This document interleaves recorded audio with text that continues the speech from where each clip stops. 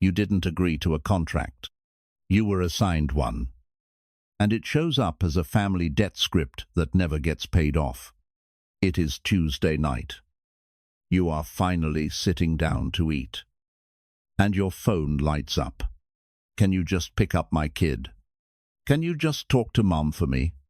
Can you just cover this one bill? If you hesitate, the tone shifts fast.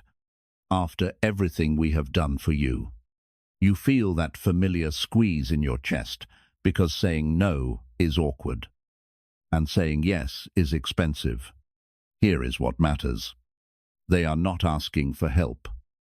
They are collecting interest, time, privacy, emotional labor, all treated like you owe it. So the goal is not to prove you are a good sibling. The goal is to change the rules of access. Start with one sentence. I can't do that.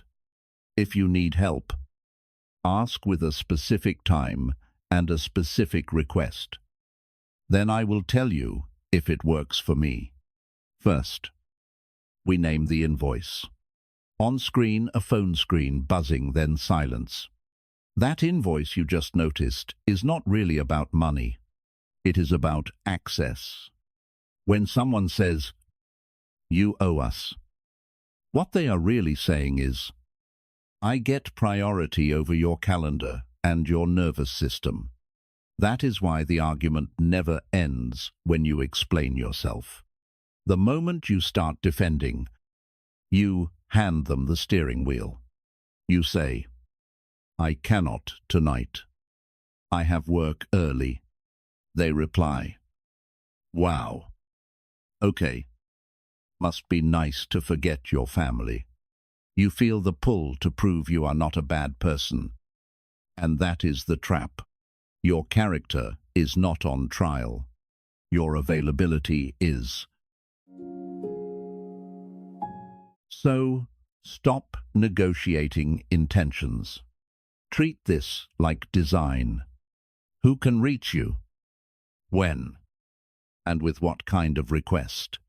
When you redesign access, you get your life back.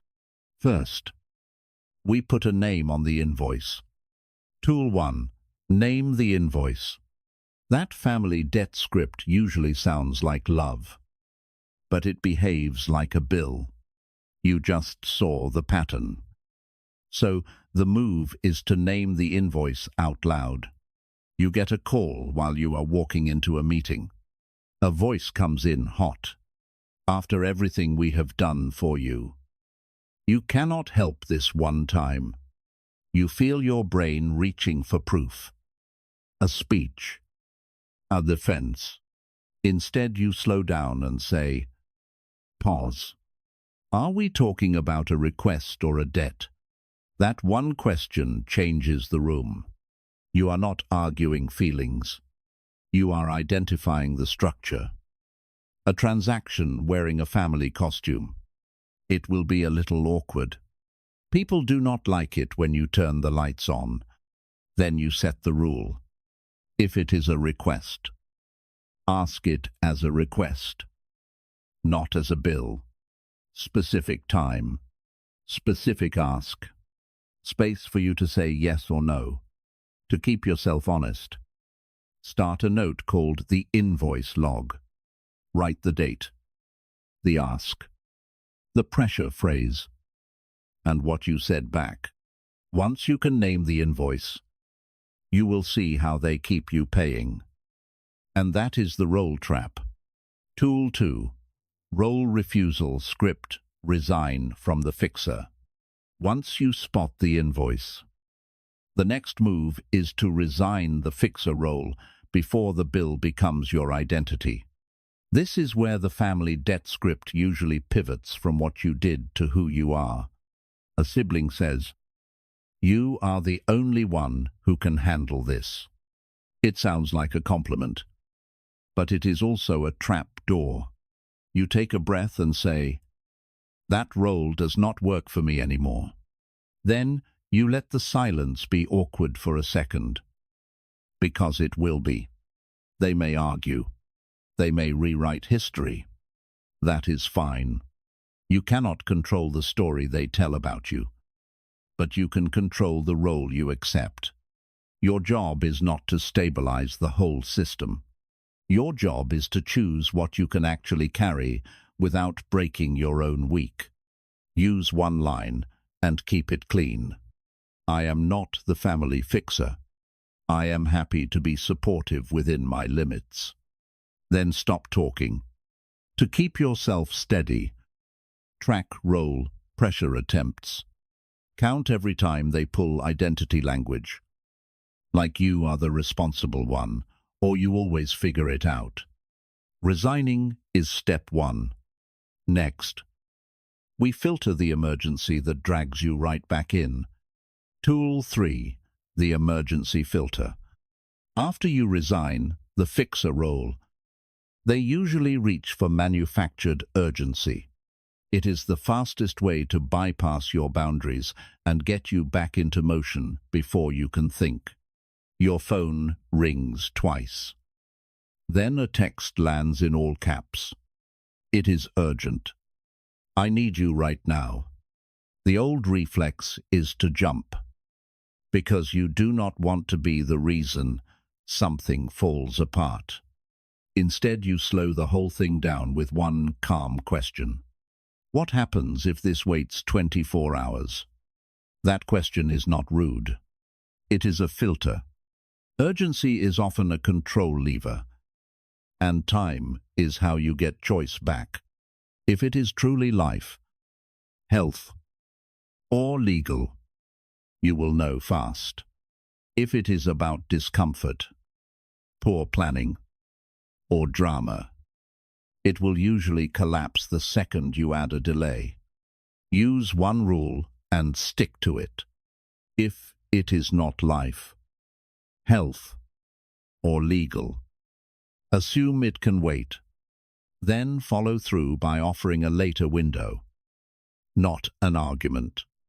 To keep your head clear, tag each request in your log as true emergency or manufactured emergency and review it weekly. Even after you filter emergencies, they will pivot to guilt. So, you need a counterscript that does not invite debate.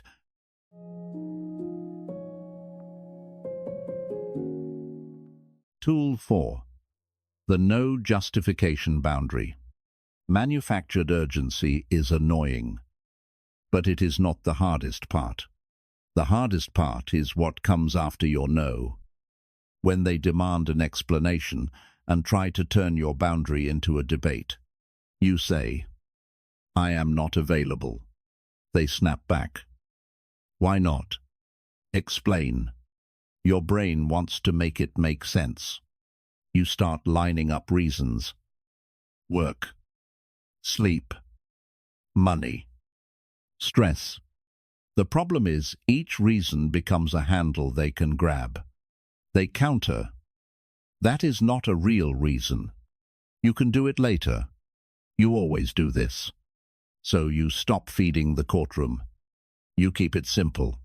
I am not available. But I am not available. Calm repetition is not cold. It is clean. It is you refusing to trade your peace for their approval. Here is the rule. No reasons. No courtroom. Just the decision. If you need a backup line, use. I am not discussing this. Then return to the same sentence. Track it like a game. Count how many words you use after no. Keep it under 12. If repetition fails, you climb the boundary ladder step by step, not all at once. Tool 5. Boundary ladder step 1 and 2. Soft limit to firm limit. Those boundary ladder steps start right after you hold the no justification boundary, and they keep pushing anyway. You do not jump to nuclear mode. You move like policy.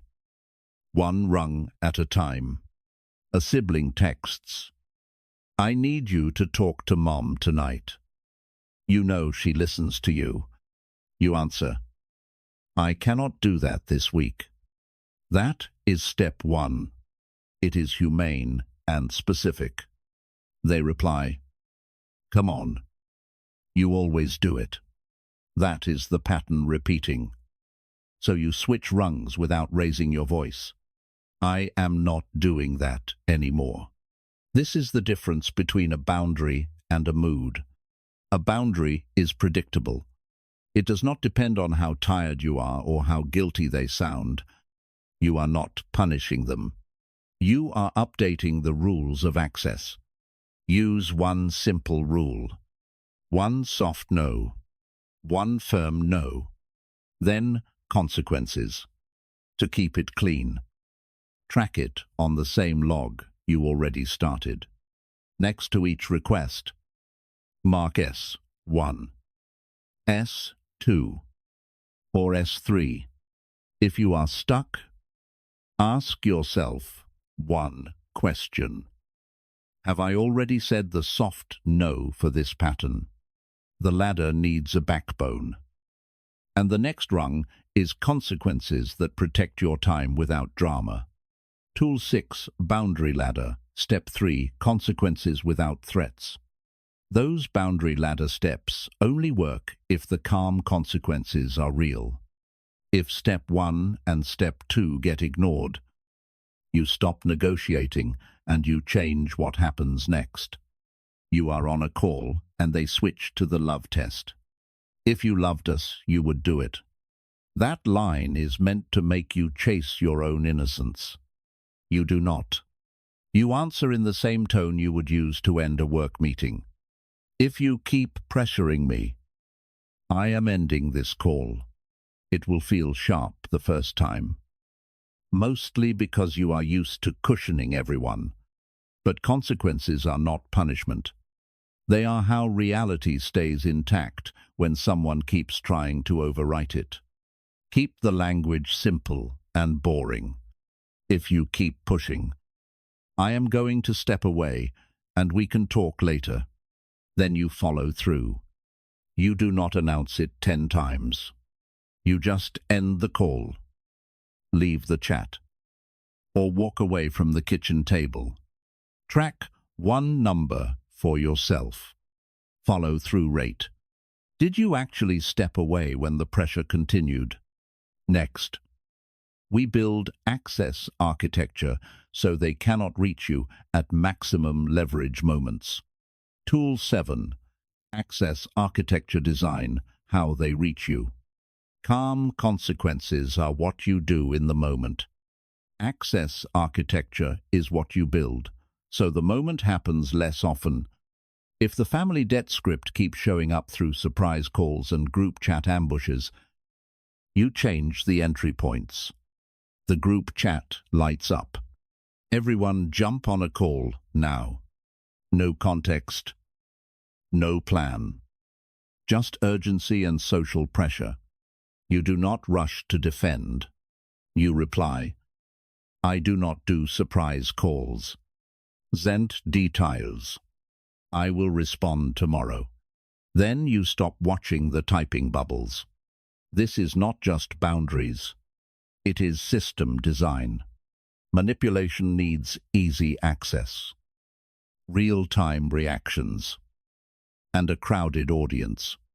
When you remove those, the pressure loses its fuel. Use one rule you can actually follow. Move. Family asks to one channel. One time window. One response rule. Calls are scheduled. Text gets a reply window. Like 6 to 7 p.m. Money or favors require a written request. Not because you are cold, but because you are done being volunteered. It will feel weird at first, like you are being formal with family. That is fine. When you change access, they will escalate with victim mode, rage, or smear. And the next move is how you do not take the bait. Tool 8, Victim Loop Breaker. perpetual victim to clear choice. Once you build access architecture, the pressure often mutates into the victim loopbreaker moment. They stop arguing the request and start arguing your character. Because that is where guilt lives. You say no to a favor, and they answer, "So you are just abandoning me like everyone else." That line is designed to trap you in a false binary. Either you comply, or you are a monster. You do not accept the framing. You say, "I am saying no to this request. I am not abandoning you." It will feel tense, because you are refusing a script they have used for years. That is normal. Your no is about the request, not their worth. And you can hold both truths at once without negotiating. Use one clean sentence and keep your tone steady. "I care about you." And my answer is still no. Then stop adding extras. The extras are where the hooks go in. To keep yourself sharp, mark binary trap attempts in your log. Look for phrases like, "If you loved me," or "so you are saying." Final tool is a clean exit line that ends the extraction without turning you into the villain in your own head. Tool 9. Identity detox. Stop being the good one for sale. The victim loopbreaker keeps you from swallowing their story in the moment. Identity debt is what keeps you volunteering long after the moment is over. It is the belief that being a good sibling means being useful on demand. Your inner voice says, "If I do not fix it, I am a bad sibling." That thought feels moral, but it is just conditioning with a halo. You answer back, "My character is not proven by rescuing people." Then you feel the discomfort, because letting someone be upset is a muscle you probably have not trained. This is the Stoic line in plain language. Virtue is not compliance. Virtue is acting from choice, not coercion.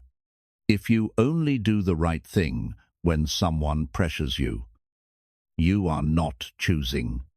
You are being managed. So set one private rule you repeat to yourself when the phone buzzes.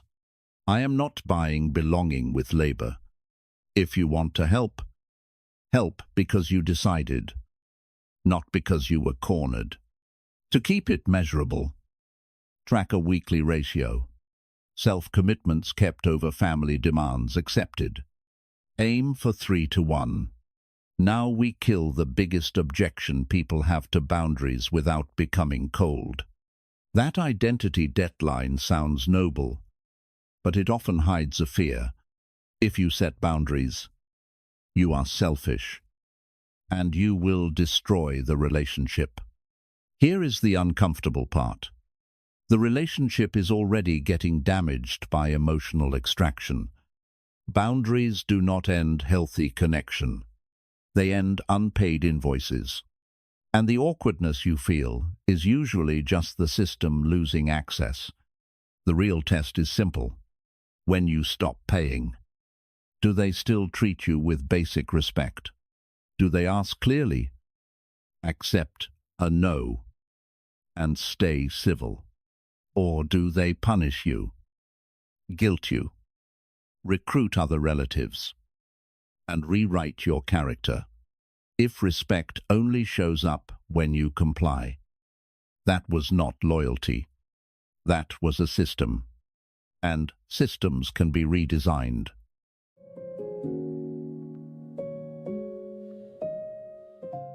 On screen, respect shouldn't be conditional. Right after you realize respect should not be conditional, watch what happens to your phone. It is 9 at night.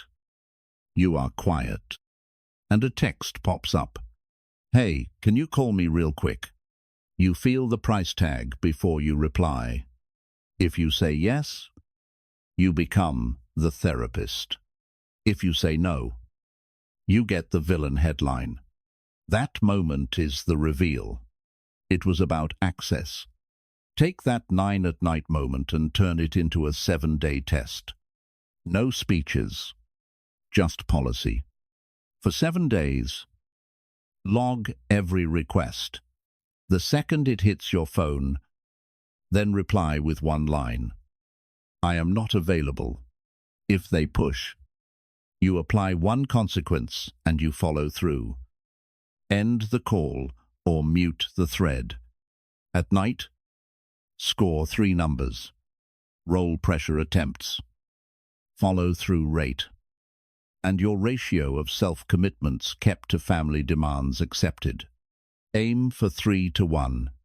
If you miss a day, do not make it dramatic. Just restart the next morning. It will feel awkward at first. That is not a sign you are wrong. It is a sign the old system is losing access. Close this week by circling one pattern you want to change next, because we are about to land this with a clean finish and how to handle escalation. If you are stuck in the fixer role, your next move is not confrontation. It is architecture. Pick one move from today and run it for a week, even if it feels weird. Then drop your exact line in the comments. I am not available. Or ask it as a request. If you want the follow-up, I will break down what to do when they escalate. Smear campaigns, silent treatment, and the surprise family meeting.